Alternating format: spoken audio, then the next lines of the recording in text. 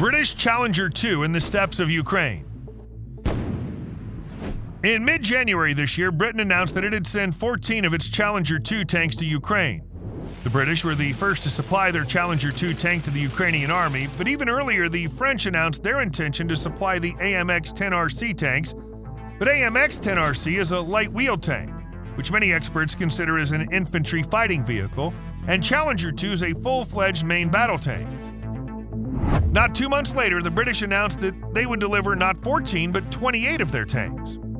In this video, we'll take a look at British Challenger 2 to see how significant their contribution to increasing the combat power of the Ukrainian army will be.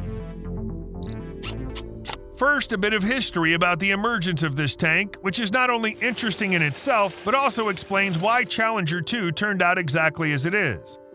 In the 1960s and 1970s, the main battle tank in Britain was the CHIEFTAIN.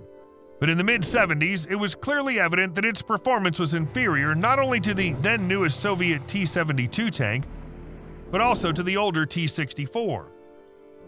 The MTV-80 project was launched with Rolls-Royce as the prime contractor, but in the late 1980s, it was clear that the project was at a standstill. At the prototype stage, it was clear that the T-64 would not catch up. The T-72 was out of the question. What would be done? But as the saying goes, there was no fortune, but unhappiness helped.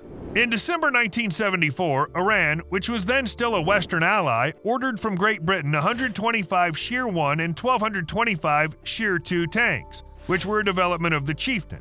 However, the Islamic Revolution in Iran in 1979 canceled the contracts for Shear 1 and Shear 2. On February 6, 1979, the new Iranian government informed the British ambassador of the cancellation of the military contracts. The British had managed to sell the 274 Shear 1 tanks already built to the Jordanians, but they decided to make a new British tank out of Shear 2. They welded on more armor, installed more auxiliary engines, and received Challenger 1. But the strategy, I made it out of what was there, it did not justify itself. The tank turned out, frankly, bad. Therefore, the British tank builders at once began to work on the second model Challenger.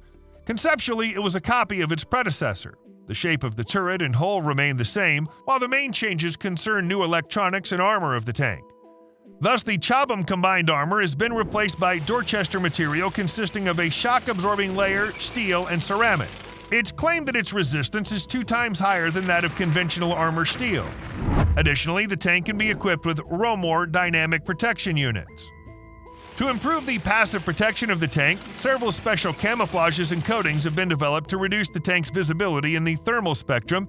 Additionally, responsible for the camouflage are 2 L8 5-shot smoke grenade launchers, which can throw fragmentation charges and infrared jammers. The VIRSSS system can also provide a smokescreen. The most controversial point of this tank is the gun. The standard rifled gun is the ROF L30A1, which came with minimal modifications from the old CHIEFTAIN. The barrel length was increased to 55 calibers, but the rifling was retained, and now it's one of few rifled guns in the world. There are still debates about this decision, and the English once again demonstrated that their nation loves conservatism. They kept the king and the rifled gun on the tank. Yes, the rifled gun does not fire cumulative projectiles because excessive rotation does not affect the formation of the cumulative jet in the best way. That's why normal-shaped charged projectiles are better stabilized in flight not by rotation, but by the folding fin, and a smooth barrel's better for that. The lack of rotation improves the shaped jet formation and significantly increases the armor penetration while removing all restrictions on the projectile flight speed, which can exceed 3,280 feet per second. In addition, the service life of a smoothbore barrel is much higher than that of a rifled barrel, but a scrap of depleted uranium dispersed in a rifled barrel is also quite a weighty argument. The British military was satisfied with this argument. The HESH ammunition was chosen as the main projectile for the Challenger, and it can kill light armored vehicles like BMPs, BTRs, and can also take apart long-term concrete structures. And with enemy tanks in general should fight with ATGMs, but in the absence of them, the British tank was quite sane armor-piercing shells. There was no need to worry about the life of the gun barrel either. Thanks to the use of electroslag remelted steel, it had a service life no less than that of the smoothbore gun, 500 rounds. The barrel's chromed and protected by a thermal shield on the outside, which reduces the influence of temperature fluctuations on the accuracy of the gun. And here's another conservative solution: split bore loading, and manually. No automatic charging mechanism like in Russian tanks, no charging mechanism like in other Western tanks. Everything is classic. The loader has to take the shell in one place, put it in the tray, then take the cartridge with the powder from the other place and the ignition tube from the third. That is, the loader is rushing around like the devil around the cauldrons in hell. And when moving, and even on a cross-country terrain, it's a special pleasure, and you can only dream about a high rate of fire. But splitting a shot into 3 parts greatly reduces the probability of detonation of the ammunition when hit. The armored ammunition containers hold 52 rounds, enough for combat. The fire control system is not bad, but not very reliable. Ballistic calculator with 2 32-bit processors. The commander has a SAGEM VIRSSS 580-10 panoramic sight with gyro stabilization and a laser rangefinder. There's also a TOGS 2 sight with a night and thermal channel. To monitor the battlefield, 2 high-definition wide-angle cameras are mounted on the rear of the hull and turret. The engine's diesel. More precisely, the engines, because the first Challengers were equipped with PERKINS 26.6-liter CV12 engines with an output of 1,340 horsepower, and after 2010, during the upgrading, the tanks were equipped with German engines, MT883KA500 with a power of 1,500 horsepower. True, the Challenger's not fast with either native or imported engines. 25 miles per hour is the maximum speed that a tank weighing 62 to 70 tons is capable of. As you can see, the tank is heavy, and even higher, 8 feet. But here you should remember that historically the tank was designed not for the narrow streets and light bridges of Europe, but for the desert expanses of Iran. And when the war with Iraq broke out, the Challenger 2 proved itself very well. The high construction in the desert proved excellent visibility, and rifled gun, stabilized in 2 planes, had high firing accuracy. British tank crews were shooting at Iraqi T-55s from 1.2 to 1.5 miles distance like in a shooting gallery. At the same time, a record was set: the defeat of an Iraqi tank at a distance of 3.2 miles. And the T-55 had an effective range of less than a mile. The British then declared the destruction of 300 Iraqi tanks with 0 losses at home. The Challenger 2 also took part in urban warfare, and it turned out that tons of armor did the job. There were cases when a tank withstood 5 to 7 hits from an RPG-7 grenade launcher. But that was the Iraqi army.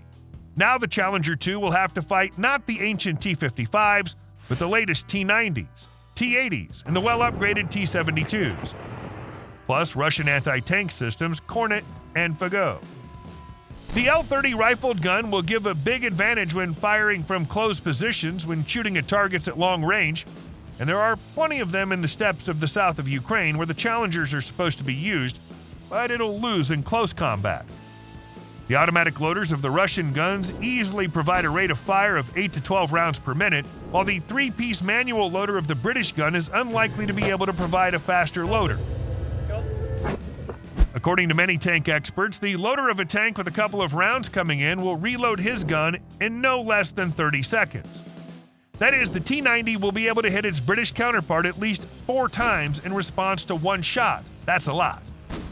This means that at close range, the Challenger simply will not stand a chance. Let's add here the significantly greater maneuverability of Russian tanks, which weigh under 50 tons, and not as the British, under 70 or even over 70 tons. Let's keep silent about the bridges. Many Challenger 2s simply will not stand. Now the question of what is close range is. According to the technical characteristics, 2.2 kilometers is the distance up to which the smoothbore cannons of Russian tanks can guarantee the damage. That's it. Further on is fantasy and luck. Up to 1.4 miles, Russian shells can all or almost all, but from 1.5 miles, the ball will rule the British fired from rifled barrels. Of course, the T-90 will not be able to hit the T-55 at 3.2 miles, but from 1.5 to 2.5 miles, there are certain concerns here, and they could easily be realized. There are also logistics to consider. The Challenger 2 needs everything of its own, from shells to spare parts. The Ukrainian army will be able to cope with it. Won't the British tanks become dead weight? Let's hope not. In short, 28 Challenger 2s could be a problem for both Russians and Ukrainians. Let's see how things play out in reality. We don't have to wait long. And how do you think the British tanks will cope with the Russians? Write it in your comments below.